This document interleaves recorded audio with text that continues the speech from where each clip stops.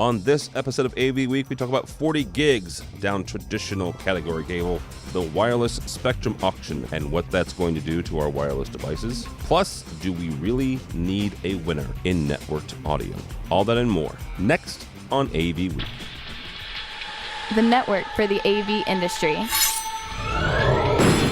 What are you listening to? This is AV. This is AVNation. This is AVNation. AV Week is brought to you by our fine group of underwriters, companies like Extron. This is AV Week, episode 237, recorded Friday, March 11th, 2016. Do you have the bandwidth? Ready. AV Week. Performing scan. Week. Online. This is AV Week. AV Week. This is AV Week, your weekly wrap-up of audio-visual news and information. My name is Tim Albright. I am your host. With us to talk about all the news and everything this week is Mr. George Fornier from FSR. How are you, sir? Not bad, sir. And yourself? Not too shabby. George is the happy owner, brand new, of over 1,000 Twitter followers. So keep following him. Woo-hoo. Yay! Yay! Also with us is Mr. Justin Kennington. You may recognize this face from a couple different places, but Justin has just joined AVNation. How are you, sir?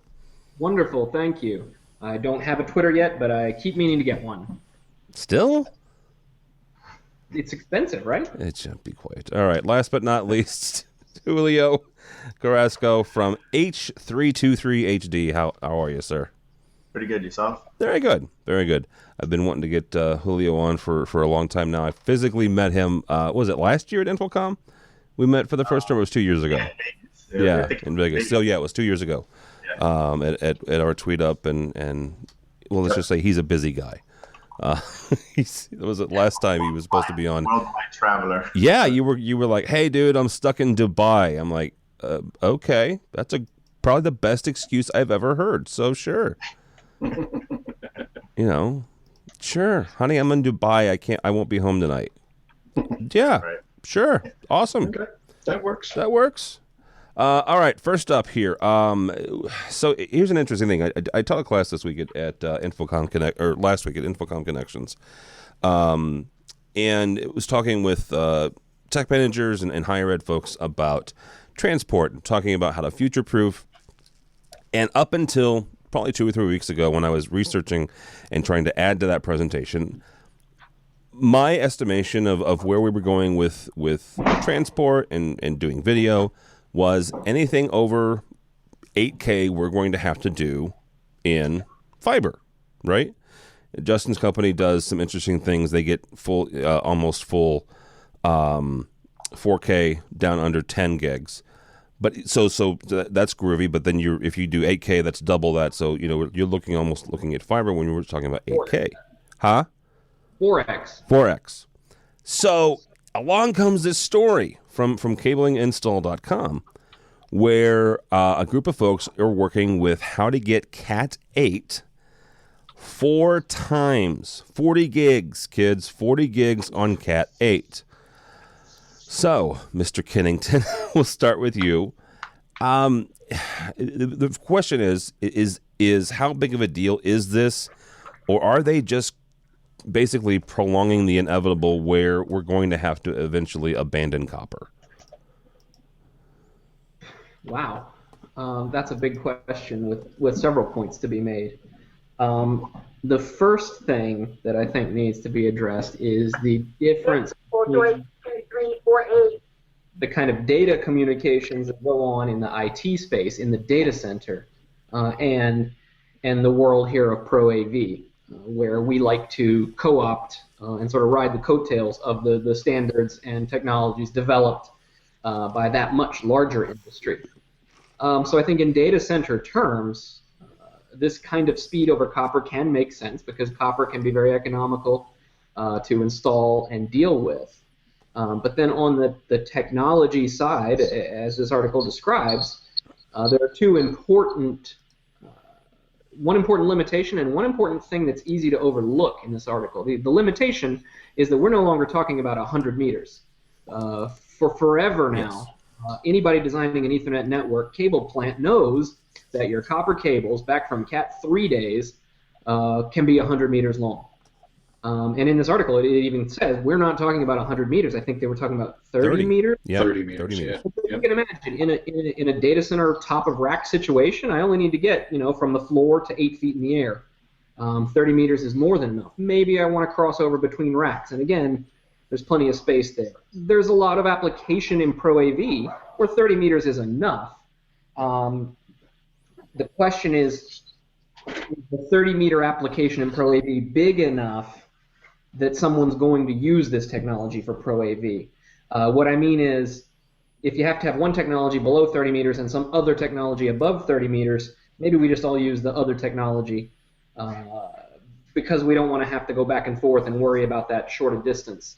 But here's the very important thing in this article that's easy to miss, is they are talking about designing a Category 8 specification that can do 40 gig Ethernet up to 30 meters on RJ45 connectors. Yes. That is a critical point. Yes. The signal integrity device, the RJ45 connector, is basically garbage. However, But they said they can do it.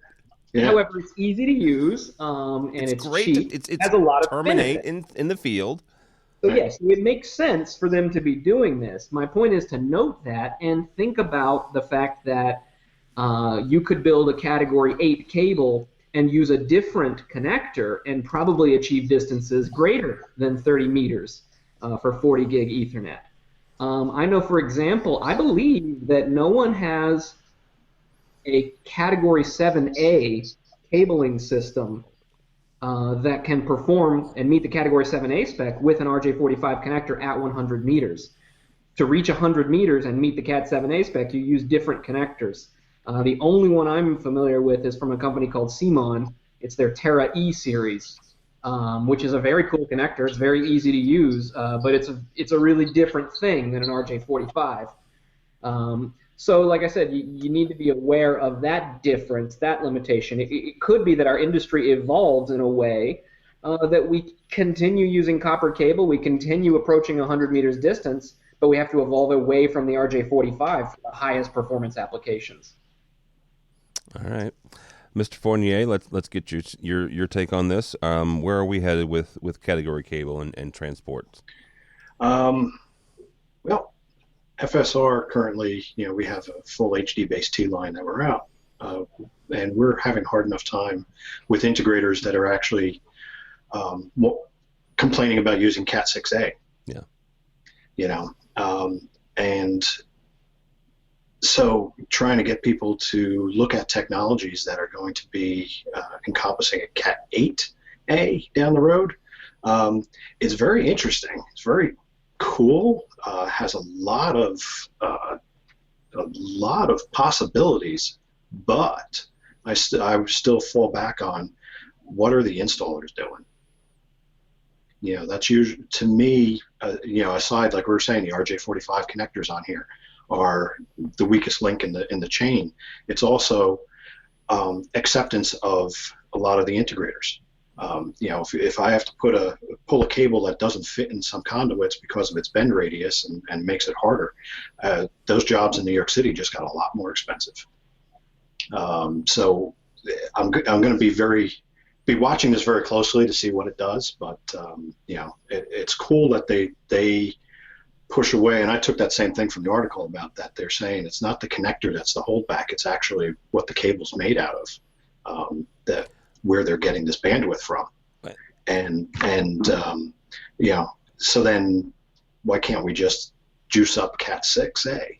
Well, and the one thing they did say is in the article is that they're not even considering making the cable bigger, right? Right. There are design limitations to that. There are I think it was 22 gauge is the biggest that they'll go. So yes, they were actually using Cat 6A and Cat 7A as their benchmark, and saying, okay, look, we need to stay at this size for acceptance within the industries. Yeah. All right, Julio, let's find out where you come down on this when it comes to transporting, video and audio. Are we reaching the limitations, and should we just, kind of say bye-bye to copper and move everything to fiber? Yeah, definitely. I mean, you got to move where the technology's going, right? People want everything faster. They want it as if it was yesterday, right? Yep. So me as an installer, yeah, I would say that it has to fall on fiber nowadays.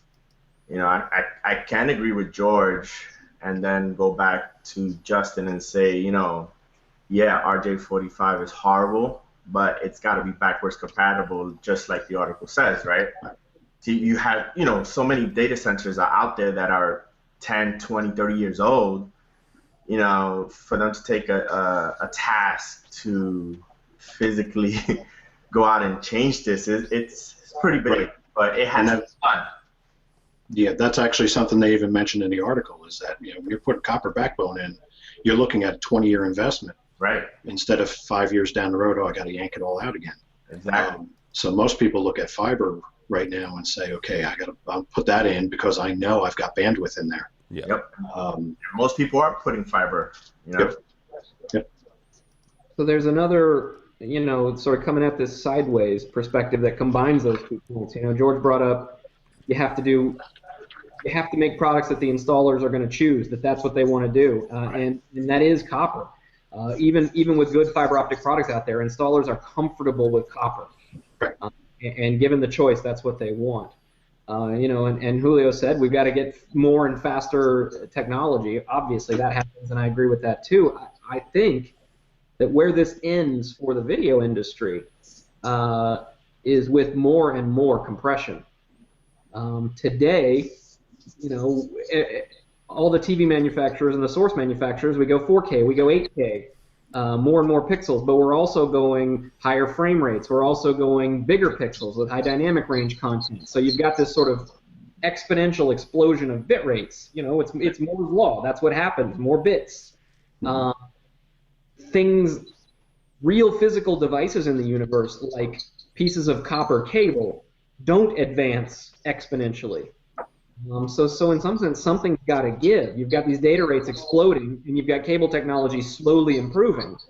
And I think what's going to give is not consumer preference or expectation.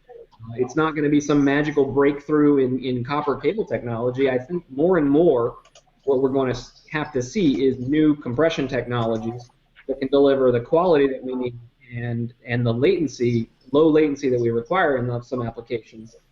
And be able to come at the problem that way. So maybe 10 gig Ethernet is good enough for now, and in a few years we'll have 25 gig Ethernet, and that will be good enough to carry 50 gigs of 8K bandwidth, for example. So where does it? I mean, I guess the question, Justin, is which one is pushing what, right? Is the data rate limit ceiling going to push the backbone where suddenly corporations and home networks and I'm not going to say home networks will never need 25 gig. They will eventually, right? Somebody down the road. But where corporations, where in the past 5-6 years they've been pushing for 10 gig networks, they're gonna exceed their bandwidth for information, right? To where they're going to start pushing for 20 or 30 gig networks. Or is it us? Is it the delivery of video, regardless of whether it's compressed or not, saying, hey, we need that? Yeah, I think always, the application in the end is what drives the technology. People go build the technology because they think it's going to be useful and they'll be able to sell it one day. But they don't start selling it until the application comes along. So what is a good application for 10 gig deployment? Well, for example, zero latency video delivery. Rather than today, the sort of standard approach is build up a complete 1 gigabit data network and then build a total secondary network for your audio video, whether that's HDBaseT or whatever technology. Instead, IT managers and infrastructure managers might be able to say, hey, if we just build a 10 gig Ethernet infrastructure, we can let our audio video ride on that and only have one network. And it's that sort of application that is the demand that will drive the adoption of higher speed Ethernet, for example. Okay. All right. Well, let's stick with the network for a little bit and talk about the article or blog post rather on our buddy AV Network's website. It's called "Do We Really Need a Quote Unquote Winner in the Networked Audio Field" by Jonathan Owen, CTS. Julio, let's start with you on this. Honestly, and Jonathan goes through and names the different types of networked audio that we're looking at. Basically, I'm going to ask the same question he asks. Do we need a winner? Do we have to have a winner in networked audio? Absolutely not. At the end of the day, you're not going to go with just one solution, right? You're going to go with a solution that works. So to have one absolute winner, it's probably putting all your eggs in one basket, kind of like shooting yourself in the foot. So to answer his question, I say no. Yeah. So it just depends. It's project specific. It's project dependent, depending on what you need to get done. Correct. All right, Mr. Fornier, same question to you. Do we have to have a one ultimate ruler of audio networked audio? Right now, I don't think so. I mean, it's audio is not my strong point, so I'm still playing catch up in learning Dante and AVB at the same time from an outsider's view, and I see plus and minuses for both types. But being able to use the same infrastructure, I think, is something that for most integrators that are looking at using it is going to be something that is appealing to them, so they don't have to commit and say, okay, well, we're only a Dante house or we're only AVB. You can have that adjustability. It's like being a DM or HD based T. It's you're both getting signal from point A to point B, and you have your processing, but your control and your other third-party manufacturers' products that you're going to throw online with it, who's going to all play well with each other, I think, is going to be the huge determining factor in this as we go forward. Yeah, so interoperability, making sure that everybody can talk to each other. So, but to his point, where they both have their plus and minuses, that's where, both players come into play. So wherever the minus is at, that's where the plus comes in. Wherever the plus is, and so you just can't, like George said, you just can't, decide on we're going to be a Dante house and that's it, call it a day. It just doesn't happen, not in the real world. Right. The manufacturers would prefer you to do that. Yeah. That just doesn't cut it. But we all, I've been a contractor. I've been, the 3 o'clock in the morning guy trying to get it to work for the Monday morning meeting, and so that's where I look at it from both sides, is saying, I'd love our guys to settle on one thing and say this is what it's going to be, but in the real world, that doesn't keep the integrators in business. Well, the one thing is, a lot of manufacturers are actually are playing multiple sides of this, right? Where they're giving you Dante and AV and the ability to do TSN and some other ones as well, to where you don't have to choose. It's at least a specific manufacturer. So, Mr. Kennington, any words on this one? Do we have to have one ultimate networked audio solution? I don't think in any situation like this do you have to have one winner. As long as the two competitors are differentiated enough, then instead they sort of drive each other. They both want to beat each other, and so they improve themselves as they go along. So as long as it's true that there are pros and cons to each of them, then it comes down to integrators and system designers, going with what better meets the requirements that I have today. Yeah, absolutely. At the same time, here's where I'm not the expert in these fields. What are the clear pros and cons between Dante and AVB? The biggest one I'm aware of is AVB and TSN requires a certain support in the Ethernet switches, and I understand Dante does not. But that leads me to think AVB must have some other advantage, and I'm just ignorant of that. Do you guys know? So here's my take on TSN AVB, right? This is my advantage. First of all, it is you've got the not only the audio aspect of it, but you do have the video, which is there, which there are people developing for, and you also have the control aspect, right? Don't do that to me. Don't shake. Yes. That's okay. I'm following. That's a good Okay. one. But No, if I thought you were being stupid, I would just be. oh, you would explicit. be okay. But yeah, so it's not just. I don't know that from a pure audio standpoint that AVB and is superior to Dante or vice versa, right? I think that they're both valid. I'm actually assessing a Dante piece right now in our studio that lets you connect computers, like individual apps and stuff like that. It's actually kind of slick. But the thing that gives, I think, TSN an advantage over Dante is the video and the control part. Which is somebody that used to program. That really still excites me is the fact that you can do all that on the network. So, Right. Okay. that's my take on it. Mm-hmm. So, alrighty. So this is kind of networking, but not really. The FCC has done some really, really smart things over the last couple of weeks, giving us the ability to pick our own cable box and stuff like that. That's really groovy. Now they're doing some stupid things. Now, Mr. Kennington has just recently moved to the Great White North, so this really doesn't impact him all that much. But we're still going to get his 2 cents on it. So the FCC is looking to auction off even more spectrum. March 29th, I believe, is the date that they are giving it, or not giving it away. They're selling more.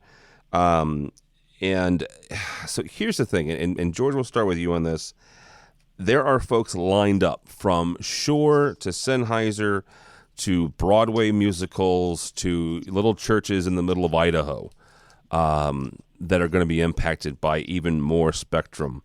How is this going to affect those of us in the audiovisual industry that, honestly, let's be honest, we're using more and more wireless than we did 10 years ago, because now we are getting into significant decent video transports that are some of them are going over wireless spectrum, and so now we don't just have wireless handheld mics, we have audio and video going wirelessly.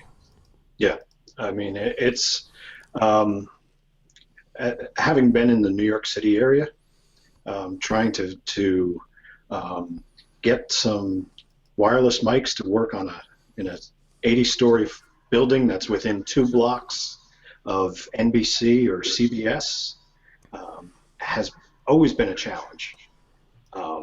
If they start expanding the spectrum to anybody and everybody, you're going to have to get some pretty channel agile systems in there to be able to handle this. I mean, I don't know which way we're going with this. I mean, it's really it scares me, but it's also interesting at the same time. It's with the amount of video presentation systems, everybody's got a phone or a tablet or something that's going to transmit one of 7 different versions of something. Some of the stuff is transmitting only 30 feet, some of it 30 meters, and it goes through walls. So now it's, what happens? And this, if you have a couple of industries that start buying up the spectrum on it and start limiting it again, do we have what we had a couple of years ago where everybody has to start changing out systems lock, stock, and barrel in order to put the new stuff in? Yeah, absolutely we will. Yeah, and that's a very good point. Is I know that both Sennheiser and Shore had a trade-in program, right, where they gave you a certain amount of credit towards their old frequencies and on the purchase of new ones. I only know those 2 because I only deal with those 2, so don't send me nasty emails and say, well, we did it too, whatever. Right. I use Shure and Sennheiser, not exclusively, but those are the 2 main wireless systems that I've used. Sure. Justin, same question to you. I joke about you moving to the Great White North, so this doesn't impact you, but it does, right? If you go to in some way, it's a little bit my fault. One of my really? One of my side projects back when I was at Google was designing the front end for the software-defined radio that is their white spaces communication device. Oh, that's that. You just suck then. So I helped build that, and then Google went and bid on all that spectrum back in 2008, 2009. Yep. Oh, so he moved north as the witness relocation. Exactly. Hell out of the country. His new name is Pierre Kennington. Yeah. Pissed off this industry and then moved into it. I'm not sure that was the right play now. Look, but I am going to take their side here, which is Okay, whose side? The electromagnetic spectrum is sort of a limited and very public resource. How long are we going to let a few wireless microphones in a few churches and stadiums and auditoriums dictate how that bandwidth is reserved and used, when there are much more efficient ways to use that spectrum than AM and FM modulation at 30 kilohertz? I'm sorry, but you need to move to more sophisticated modulation and quit using so much spectrum for a tiny little bit of audio data. Okay, Right. it's not a tiny. Hang on, it's not a tiny bit. Do you know how many theaters? Do you know how many theaters are in New York alone? Yeah, but I mean, per microphone, you're generating, a few hundred kilobits of data in space that I could be using to send, 12 megabits and 25 megabits. Right. Just Well, an irresponsible, frankly, waste for public use. Well, there's actually a funny part about the article that Pete wrote is he talks about MetLife Stadium, Yeah. where they have all the wireless mics, but they also have all the computer wireless access points. And that happens to be right across the street from the behemoth of New Jersey, the mall that has refused to open. Yeah. And I was originally involved with doing the AV install in there 12 years ago when it was first started. And there's an FM radio station transmitter sitting right next to the building. So the entire building is run in fiber, because anytime you run copper longer than a certain amount of feet, the FM turned them into these grounding devices that would electrocute anybody who touched anything. Oh, within the building. nice. To a point where someone accidentally took the grounding rods off of one of the lifts as they were putting up some plasma displays, and actually bored a hole in a sprinkler pipe with the spark that shot from the lift. And then 2 weeks later, another grounding thing knocked a crane off the top of the building. Holy cow! Cranes So- falling, pipes being bored through, and you guys are worried about buying some new wireless microphones? That's a bigger problem. So we had that part of the state hums from the amount of stuff that's in the radio frequency in that area. George, I'm just going to say this, and I have lots of friends who live in New Jersey, but you are not helping the overall image of your state. We'll go for a ride, and I'll show you the rest of the Garden State. Okay. It really, and I learned this having just moved to that area, 6 years ago, and I'm going now. But you get this picture in your mind from the rest of the U.S., and it that awful stereotype. It's all industrial and humming with electromagnetic energy. But that is just one little spot right there by MetLife, essentially. And the rest of the state really is beautiful. It's really very nice. Yes. I live in Jersey. All right. Julio, we'll give you the last word on this. Where are we at? Where are we in trouble here with wireless? I have to agree with Justin. We have to. Oh, don't do that. We have to. Kevin, there's more where that came from. Only because, and I only say this because 10, 15 years ago when I used to do AV, you used to get all this crosstalk from taxis in the city. Yep. And you have all these high-end meetings going on, and all of a sudden you got these taxis talking over the signal. And it's like, this has got to stop. It's gotten better over the years in the city, but we definitely have to move to a more sophisticated system. Yeah, and I think that was the big thing that changed with some of the manufacturers a while back was the last time when the spectrum change came around. It triggered these guys to actually really start innovating in some of their solutions. That they provide. Yeah, I mean, in all joking aside, it did give a lot of innovation. I know 3 different manufacturers are working on LTE transmission. There was renewed interest in IR. I don't know why. I still don't get that, but there are some folks that are actually doing really well with IR, both from a wireless standpoint as well as from listening assist standpoint. And I always thought that IR was just the remote control, and I learned better than that. So That way you can use the microphone to turn on the TV. exactly, exactly. You can do that. All right, guys, that's going to do it for this. Mr. Justin Kennington, thank you, sir. Very happy for you and your new move. So, obviously, you don't have Twitter yet. So, how can people find you and or AptoVision? You can find us at AptoVision.com, and oh goodness, we have a Twitter, and I need to find out what it is. I'm terrible at the social media. You are terrible too. Horrible. Look at AptoVision.com. Find me on LinkedIn, and there you go. All right, very good, Julio. Very glad to finally get you on, buddy. How can people find you? Unlike Justin, I'm all over. LinkedIn, Instagram, website. I mean, I'm everywhere. You are indeed. H23 HD. H323 HD Inc. There we go. All right, thank you, buddy. Mr. George, thank you, sir. Oh, you're welcome, sir. How can people find you? You can follow FSR at FSR_Inc. You can find me at George V. Fournier, Fournier, just because I wanted to make the type of handle that no one can remember easily. And the type that takes up, half of your 140 characters. So there you go. I just need to throw. I looked it up. It's at AptoVision. There you go. See? There you go. Now your marketing team won't be mad at you. So I am the marketing team. I should be fired. Yep. I got nothing for Yeah, that. Kentucky. All right. We'll just leave that one there. Yep, just gonna kind of leave that one alone.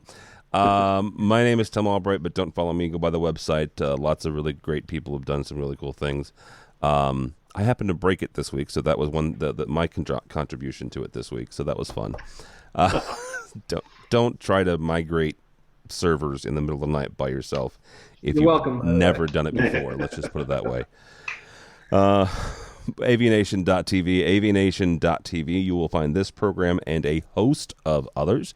Our brand new residential show comes to you live on Mondays, just like this one comes to you live on Fridays, 2 Eastern, and then we'll post Mondays and Wednesdays, I think, is when we're doing those. So check that out. We've got a new EdTech coming up and a new State of Control sometime soon. So AVNation.tv, AVNation.tv. Thanks so much for listening. Thanks so much for watching. This has been AV Week.